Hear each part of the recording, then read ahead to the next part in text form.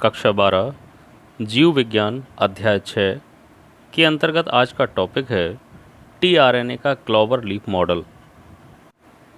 TRNA के clover leaf model को समझने से पहले आप जान लें कि क्लॉवर का मतलब है, एक सामान्य भाषा में इसको हम तिपतिया चारा कहते हैं, क्योंकि इस चारे की पत्ती में 3 पत्तियां संयुक्त होती हैं। क्लॉवर लीफ मॉडल, इसकी संरचना, टीआरएनए की संरचना क्लॉवर घास की पत्ती की तरह दिखाई देती है, इसलिए इस मॉडल को क्लॉवर लीफ मॉडल कहा गया। और इस मॉडल को सबसे पहले 1964 में रॉबर्ट हॉली नामक वैज्ञानिक ने प्रस्तुत किया था। इस कार्य के लिए इन्हें नोबेल पुरस्कार दिया गया।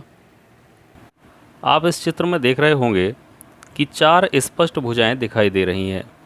टीआरएनए में जो सबसे पहली भुजा होती है उसे हम एसेप्टर आर्म या अंगीकार भुजा या ग्राही भुजा भी कहते हैं। इस भुजा में 2 सिरे दिखाई दे रहे हैं। पहला सिरा 5' और अंतिम सिरा 3' है। 3' सिरे पर CCA समाचार इसी क्रम में लगे होते हैं।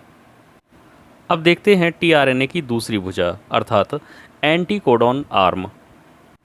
एंटीकोडॉन भुजा के छोर पर एक लूप होता है अर्थात एक गोल घेरा होता है, जिसके शीर्ष भाग पर 3 समाचारों का विशिष्ट अनुक्रम पाया जाता है।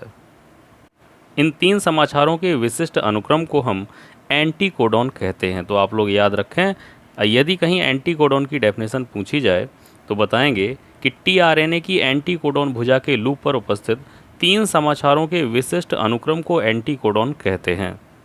यह एंटीकोडॉन एमआरएनए पर उपस्थित कोडॉन का संपूरक होता है अर्थात कॉम्प्लीमेंट्री होता है।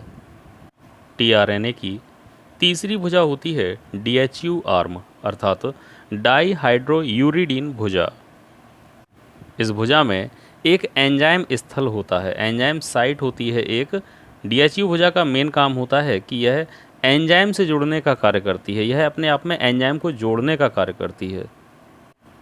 चौथी भुजा को कहते हैं T-Psi-C आर्म अर्थात T-Psi-C भुजा। यह भुजा टीआरएनए अणु को राइबोसोम से जोड़ती है। कभी कभी कुछ टीआरएनए अणुओं में एक छोटी सी 5वीं भुजा भी निकल आती है, जैसा कि इस चित्र में दिखाया गया है। एक छोटी सी भुजा जिसे हम एक्स्ट्रा वेरिएबल आर्म कह सकते हैं। यह प्रायः नहीं पाई जाती है, लेकिन कुछ टीआरएनए अणुओं में ये देखने को मिल जाती है।